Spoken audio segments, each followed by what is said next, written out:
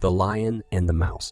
Once, when a lion, the king of the jungle, was asleep, a little mouse began running up and down on him. This soon awakened the lion, who placed his huge paw on the mouse and opened his big jaws to swallow him. "Pardon, O king," cried the little mouse. "Forgive me this time. I shall never repeat it, and I shall never forget your kindness.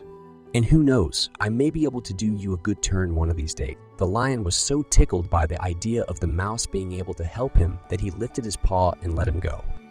Sometime later, a few hunters captured the lion and tied him to a tree. After that, they went in search of a wagon to take him to the zoo. Just then, the little mouse happened to pass by. On seeing the lion's plight, he ran up to him and gnawed away the ropes that bound him. "The king of the jungle, was I not right?" said the little mouse, very happy to help the lion. Remember, small acts of kindness will be rewarded greatly.